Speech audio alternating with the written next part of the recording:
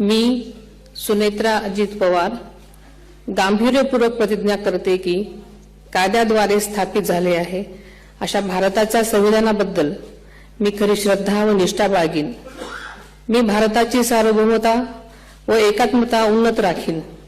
मी महाराष्ट्र राज्याची उपमुख्यमंत्री म्हणून माझी कामे निष्ठापूर्वक व ससद्विवेक बुद्धीने पार पाडेन आणि संविधान व कायदा यानुसार सर्व तऱ्हेच्या लोकांना मी गांभीर्यपणे व निपक्षपातीपणे तसेच कोणाच्याही विषयी ममत्वभाव किंवा आकस न बाळगता न्याय वागणूक देईन।